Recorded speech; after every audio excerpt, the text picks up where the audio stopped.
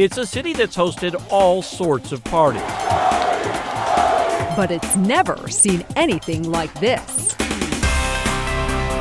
We're really excited, and we cannot wait to showcase Milwaukee to the world. 50,000 people are coming to town. That's a great bump to the economy, obviously. Those who aren't coming will be watching. We have a chance to showcase Milwaukee. History will be made. We have an opportunity, all of us do, to help Milwaukee to shine. And we're making sure you're ready. This is Conventional Wisdom. Hello and welcome to Conventional Wisdom, the podcast focused on politics and everything it takes to nominate a party's candidate for president. The point of this whole podcast is to get you ready for the Republican National Convention, which is coming here in July. So think for a second about the last time you visited a city. The impressions that you were left with, were they made by the mayor? Were they made by the Visitors Bureau? Probably not. Probably not. They were made by the people who checked you into your hotel, right? And the servers and the bartenders at the restaurants where you visited.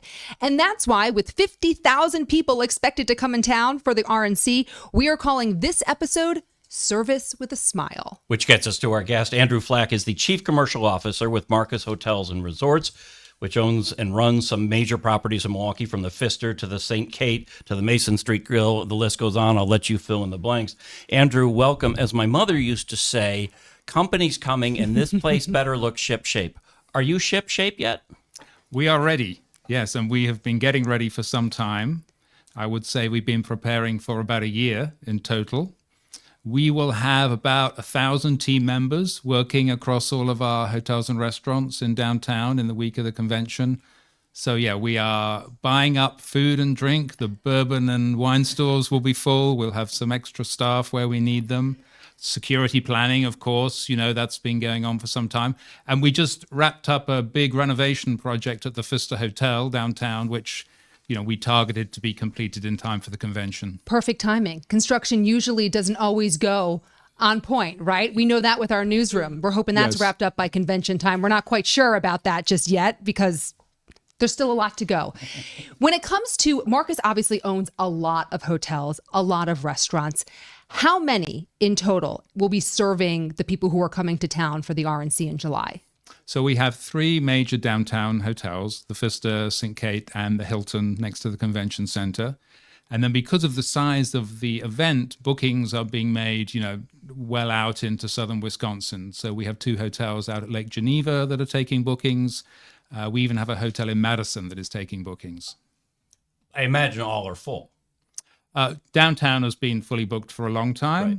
The hotels further afield are partially booked at this point. Okay. I want to get into the specifics of those in a second, but I want to ask you, is this the biggest test of Milwaukee's hospitality capabilities?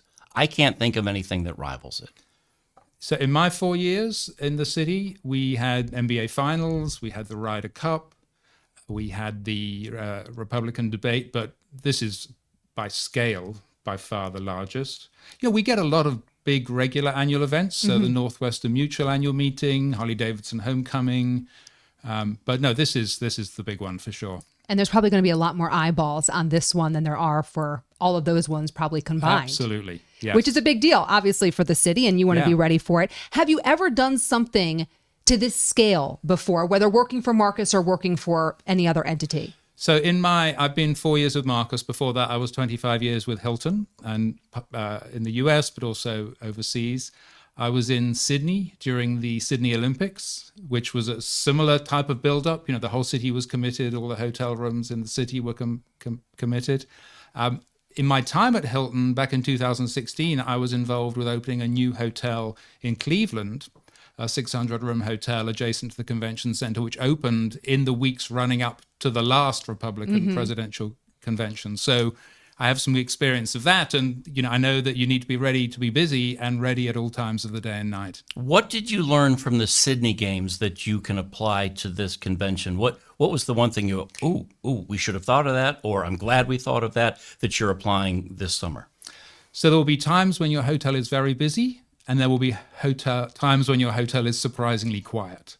Because, with the Olympic Games, there's the time when everybody's out at the stadium. With the convention, there'll be the time when everybody's down at Fiserv, for prime time. So we will be busy, not necessarily at the normal times. We expect to be busy late into the night, and we're planned to be open till 4 a.m. in our bars if necessary. We will be serving breakfast very early in the morning. At our hotels out of town, people will be getting up even earlier to be bussed in. So just to be super flexible and, be ready for the demand when it comes. We know from just talking with the CEO of the RNC last podcast episode, go back and listen to that if you haven't listened to that episode. It was a great one with Elise Dickens. She was a superstar. But she talked about how, we think of the RNC as just those 4 days, right? July 15th through the 18th. But really, so many people come to town, especially when it comes to the delegations, the week prior. So are you guys prepared for those 2 weeks, or are you really focused on the actual week of the RNC? So the main accommodation blocks are for 5 days. So in on Sunday, out on the Thursday. And then we're seeing bookings, media and others coming into town in the lead up to it. I think it's going to be a pretty intense 5-day spell for everybody, and then some build up and some ramp down. Everywhere you seem to go, I spend a lot of time up north, and every restaurant I go in, they always, even post-pandemic, are saying, forgive us, we're short-staffed. And we've seen it around Milwaukee. Do you have enough staff in your restaurants, in your bars, in your hotels to handle this? Or are you still hiring feverishly? I think if you'd asked me that 18 months ago, the answer would have been a bit different. But we've had a good amount of time since the pandemic now to build back up. Even things like our training teams across our hotels and restaurants are back to full scale again. So no, we're confident we've got enough people. We're certainly bringing some additional staff, even at the corporate office in downtown Milwaukee. We'll be on standby to help. We're covered people-wise.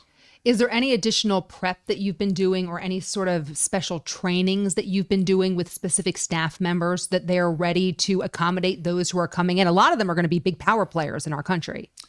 Yeah, so we have a service training program we call Service Excellence that we run all the time. And that has a big focus on personalized, proactive service. So really engaging with the person in front of you, understanding what's most important to them, as well as being really consistent on core standards like service delivery times and food quality. We run that all the time. We're running it, more than ever right now, because we in any case do have, VIPs with us all the time. Joe Biden stayed at the Pfister just a few weeks back. We have senior political figures. We have religious groups. We have people from all around the world. And so that training is always relevant. We're obviously making sure we're up to date with it right now. Let's talk a little bit about that. You mentioned when the Phoenix Suns were in town for 2021. That was a big deal. Your staff, you could joke around. You can joke around with Phoenix fans and saying, it's going to be Bucks in 6. That's fun. Ryder Cup, you can say, the Yanks play better golf than the Europeans. We all know that. That's fun. This is politics. And I would say this, whether the Democrats were coming to town or the Republicans coming to town, there's not a lot of wiggle room to joke in these days. It's a very, very sensitive time. People are a little on edge. Has there been any special training to say, you are not to talk politics, you are there to serve the customer? How do you prepare for that? Because this is a very obviously political event. I would say, so I'm in our hotels every week. I speak to our general managers every week. And far and away, the dominant emotion is pride to be part of this, excited to be part of this. People who've lived in Milwaukee their whole lives, and they really want this to be the city's finest hour. They want to show their best. They want to introduce people to the city. So, I'm very confident that that's how everybody is approaching it. And when you're in hospitality, if you've ever worked in a bar or a restaurant, when you're busy, you are busy, and you're working with each customer to give them the best experience they can, and that's what we'll be doing. So, no, I don't see that as a concern.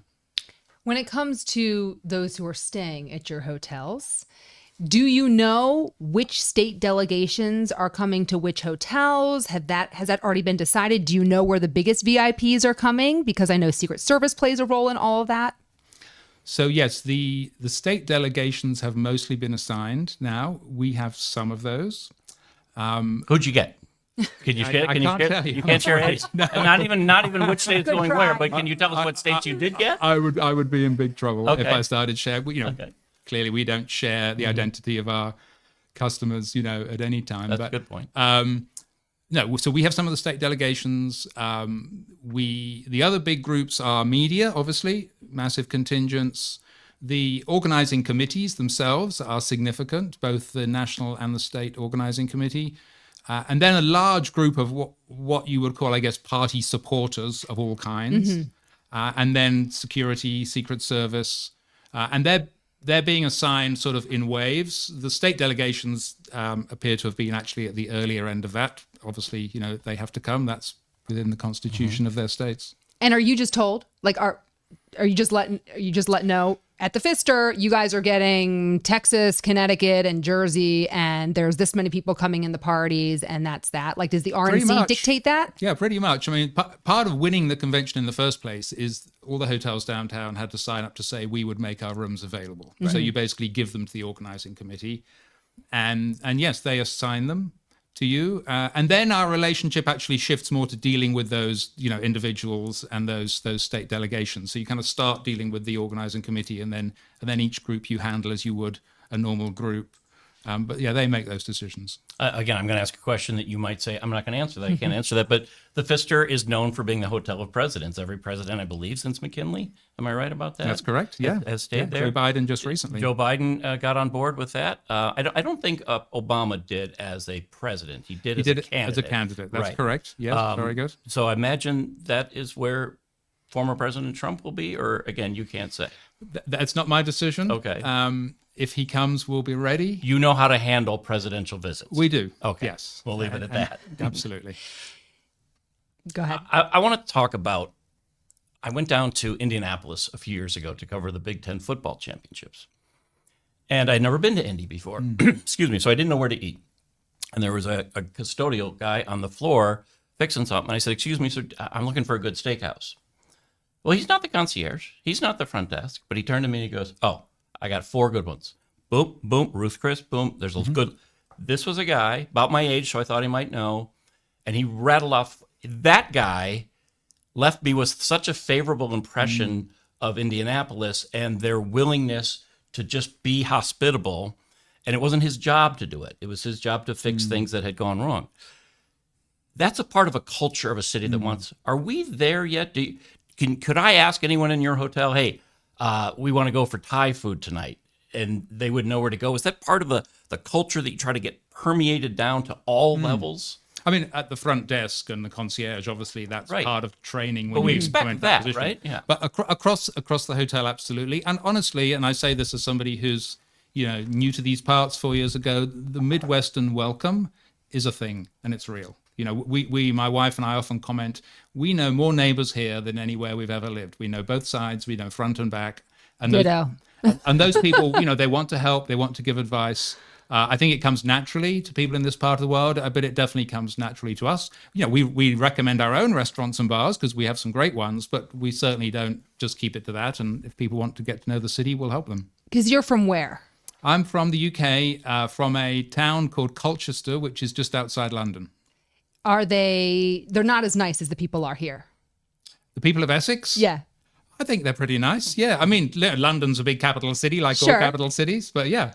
I like to say that I'm from the East Coast, which I am, from Philly, and people here much nicer than the people in Philadelphia. I have no problem saying that. I would say the north of England is probably comparable to the Midwest of America. Okay. So if you think of Manchester and Liverpool, as often happens when you get a little bit further away from the capital city, people are more stable in their community. They look out for each other more. So I would compare the north of England to the Midwest. And my wife is from the west coast of Ireland, where that type of community spirit, sitting down to share a meal, comes very naturally. Dingle Bay area?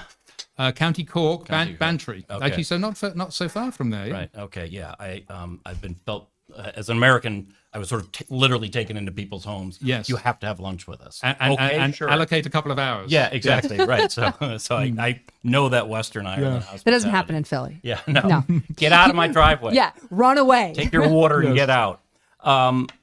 What makes you, in the middle of the night, spring up in bed and go, we're not ready for this, or I haven't thought of that, or what? Is this on your mind 24/7? Or are you such a I think when veteran? you know, the biggest challenges in the hospitality business are when you get unexpected demand, like a weather event can suddenly cause your hotel to fill up because the airport closes. And then, okay, now we've got to scramble. We've got to get food ready. We've got to get people. When you have enough time to prepare, and we are in the event management business, as I said, we'll have close to 1,000 people working that week.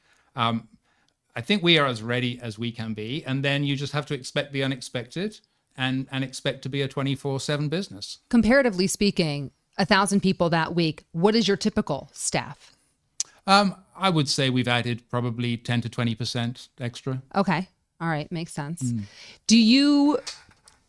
Are there any different like benchmarks that you're trying to hit in the couple of days, couple of weeks leading up to it in terms of getting food in, getting booze in? Has that time not come yet? I mean, we're still, whatever it is, 5 weeks out. Yeah, I mean, it's some of the sort of basics of operations, like enough glassware, enough silverware, those things are all dealt with. As I said, the renovation at the Fist has been a very big deal because we've renovated every single one of the original guest rooms in the hotel. We've renovated the entire events floor. We've just finished repainting the ceiling, if you know the very famous fresco ceiling. So that's all done. So that's certainly a relief. And other than that, I think we'll be ready.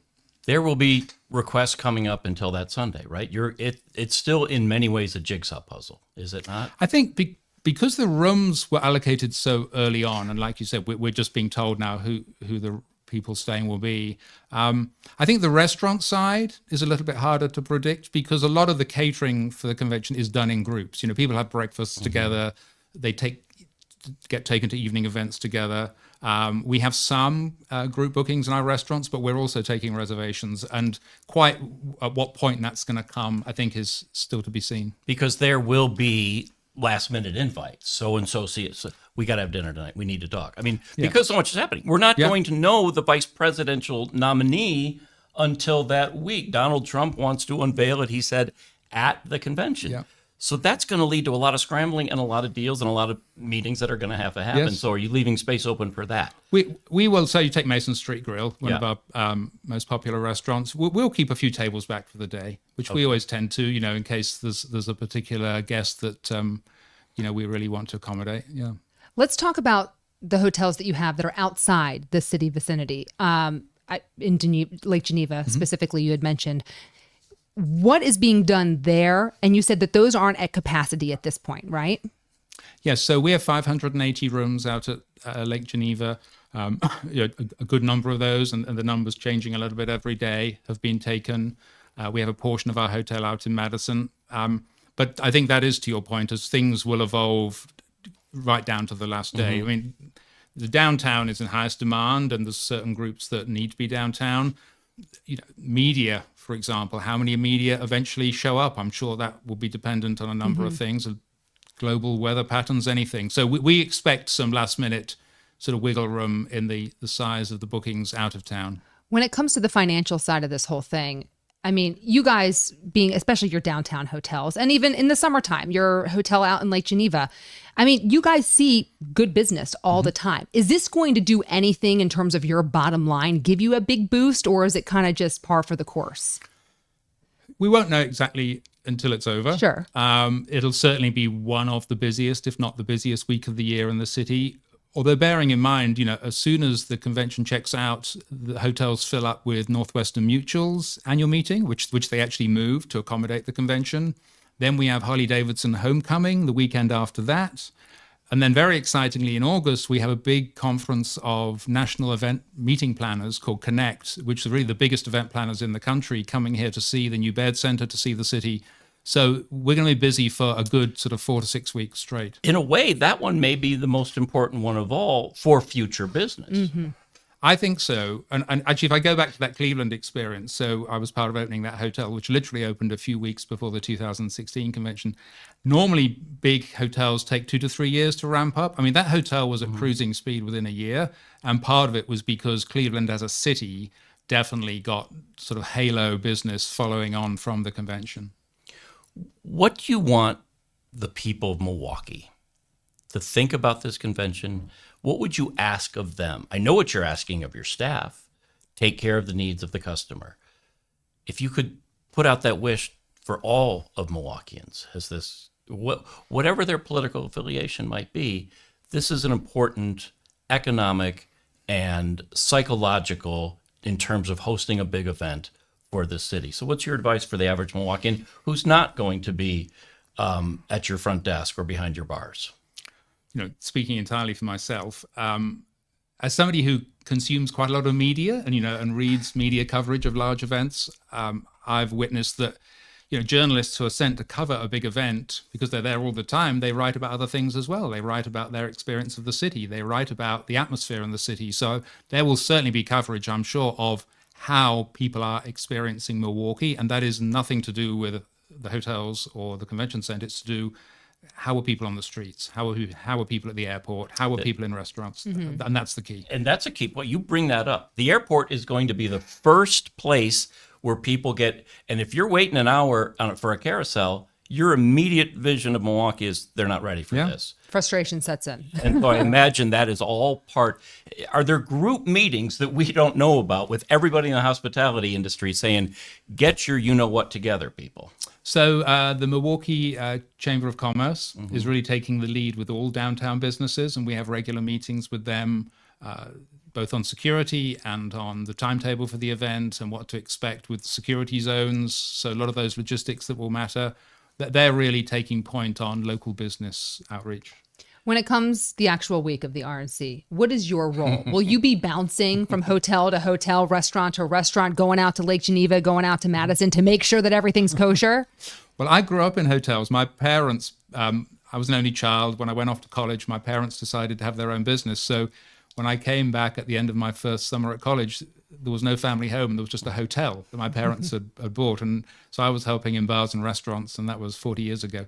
So we're all ready just to lend a hand in whatever way. We'll be manning extra bars, and there'll be some busy turnarounds in our meeting rooms. And as corporate staff, we're part of that team. What are you best at? I mean, obviously you're great at speaking to all of us, and I'm sure in terms of kind of the strategy of the whole thing, hence being the chief commercial officer. But what do you think you're best at? Oh, that's a big question. So I started in operations, and I was a general manager 4 times of different hotels. But I always had a huge passion for the sales and marketing side of the business. And eventually a boss of mine said, look, we think you're doing okay as a GM, but at the time they were creating this new, essentially a commercial role across sales and marketing. I was working out in Australia for Hilton. And, that's really where my passion has been, is how do we connect the business to the audience, different audiences, business, leisure, group. How do we make that commercially viable for us as a company? And how do we just continue to grow? Because in our business, costs are always rising to a degree. So your revenues have to grow as well. And every year we sit down and think, what's the new market we can tap into? What's the new growth opportunity? Other than just raising hotel prices and menu prices. I'm sure that happens Well, too. that sometimes happens, but that's really driven by the market. Sure. I mean, one thing about hotel prices, it's perfect information. Right? You can see the price of any hotel in the market at any day into the future on the internet. So there's no disguising it. We price according to the market, and then if there's enough demand, we're able to take the people who are willing to pay the most. Sure. So you've gone through this before in similar ways. You mentioned the Sydney Olympics, you mentioned Ryder Cup and different. What does success look like to you? When this is over, how do you gauge whether you and your team have done well?